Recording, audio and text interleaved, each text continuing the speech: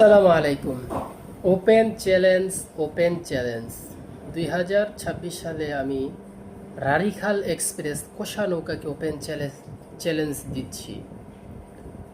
2025 সালে আমি open challenge অথবা চ্যালেঞ্জ আমি কোনো কোষাকে দিই নাই। 2026 সালে আমি ওপেন চ্যালেঞ্জ দিচ্ছি রারিখাল এক্সপ্রেস কোষা নৌকাকে।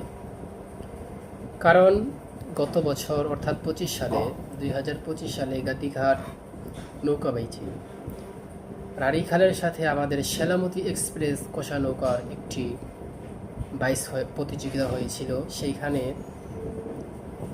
সামান্য কিছু ব্যবধানের কারণে রারিখাল এক্সপ্রেস জয়লাভ করে এবং আমাদের সেলামতি এক্সপ্রেস পরাজয় লাভ করে। তো আমাদের সেলামতি এক্সপ্রেস পরাজয় কেন হয় সে বিষয়ে একটু আলোচনা করব।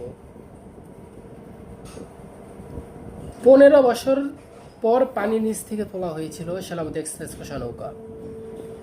বাইচের দিনকা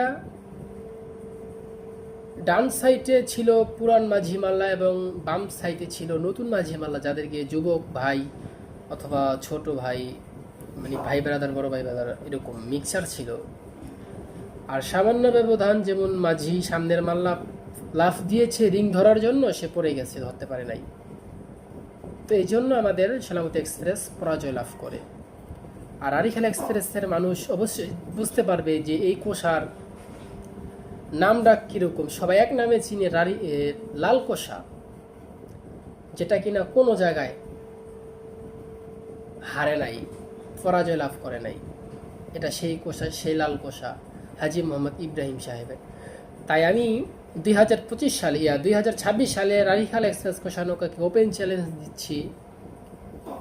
আপনারা যতই প্রস্তুত করুন, যতই প্রস্তুত থাকুন, আমাদের সঙ্গে যদি আপনাদের টান হয় অথবা খেলা হয়, বাইস খেলা, নৌকা বাইস প্রতিযোগিতা হয়, তাহলে আমি ওপেন চ্যালেঞ্জ দিলাম আপনাদেরকে এক কোষা পিছে ফালাইয়া বিজয় লাভ করবে ইনশাল্লাহ সেলামতি এক্সপ্রেস 2 ওরফে লাল কোষা।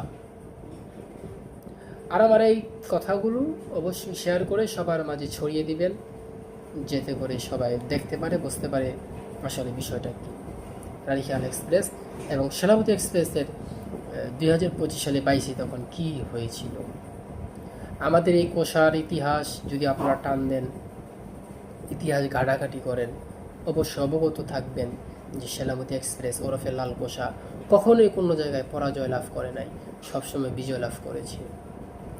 এই কোষার হাইলের মাল্লা মাঝি ছিল আমার নানা মরহম মোহাম্মদ পান্নু মরল।